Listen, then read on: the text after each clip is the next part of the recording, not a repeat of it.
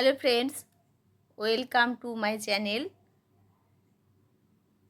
সবাইকে অনেক অনেক ভালোবাসা। আজকে আমি আপনাদের সাথে বিশেষ করে আমার দিদির বোনদের জন্য আমি শেয়ার করতে যাচ্ছি খুবই প্রয়োজনীয় একটা জিনিস, সেটা হচ্ছে বিট জুস। আমরা এটা স্যালাড হিসেবেও খাই, আবার সবজি হিসেবেও খাই। আজকে আমি যেটা নিয়ে এসেছি সেটা হচ্ছে বিটের জুস। খুব হেলদিভাবেই বানিয়ে আপনাদেরকে দেখাচ্ছি। এটাকে প্রথমে খুব ভালো করে পরিষ্কার করতে হবে, কারণ এটা মাটির নিচেকার জিনিস। তো এটাকে আমরা 1 লিটার জলে 1 টেবিল চামচ ভিনিগার দিয়ে বিটটাকে ভালো করে আমরা ধুয়ে নেব। তারপরে আমি যেহেতু মিক্সিতে পেস্ট করব, সেই জন্য ছোট ছোট করে আমি কেটে নিয়েছি। জেনে নেওয়া যাক এর কতটা গুণাগুণ। আমরা সকলেই জানি, কিন্তু মাঝে মাঝে সকলকে একটু মনে পাড়িয়ে দিলে পরে সবাই মোটামুটি ডেলি না খেলেও মাঝে মাঝে খাওয়ার চেষ্টা করব। তো এর মধ্যে যাদের হিমোগ্লোবিন কম, তারা বিটের জুস অবশ্যই ডেলি খাবেন। এতে থাকা আয়রন আমাদের শরীরের রক্তমাত্রা বাড়ায়। আমাদের শরীরে রক্ত বেশি থাকলে আমরা রোগ প্রতিরোধ সক্ষম করতে পারি, আর রক্ত ভালো থাকলে আমাদের ত্বকও ভালো থাকবে। তবে এর স্বাদ একটু অন্যরকম, খেতে খুব একটা ভালো লাগবে না।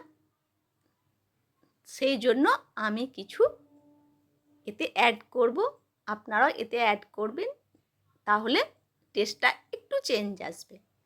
তো আমি যেটা পেস্ট করেছি মিক্সিতে, সেইটা আমি ছেঁকে নেব। এটা আমি যে ছেঁকে নিচ্ছি, এবার এটা তো জুসটা বেরিয়ে যাবে, আর যেটা পড়ে থাকবে বিটের পেস্টটা, সেটা আপনারা সবজিতে দিয়ে দিতে পারেন, না হয়তো রুটি লুচির সাথেও আটার সাথে মেখেও আপনারা খেতে পারেন। এতে আমি 2 টুকরো বরফ দিলাম, যাতে জুসটা একটু ঠান্ডা ঠান্ডা লাগে, তাহলে ভালো লাগবে খেতে। আর এতে আমি দিচ্ছি 1 ইঞ্চি আদা আর একটা পাতিলেবু নেব।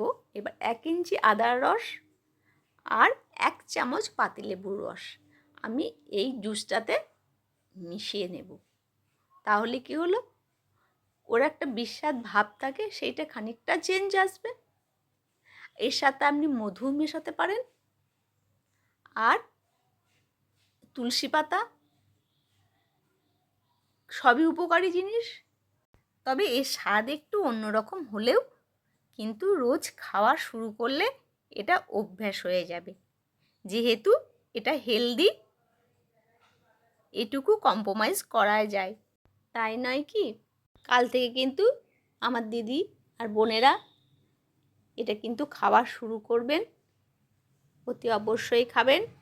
কে কে খেতে শুরু করেছেন অবশ্যই কমেন্ট করে জানাবেন। এরপর আমি 1 চুটকি নুন দিয়ে গুলিয়ে নেব। ব্যাস, আমার রেডি বিটের জুস। আজ এইখানে বিদায় নিচ্ছি, দেখা হবে আবার পরবর্তী ভিডিওতে। ভালো থাকবেন।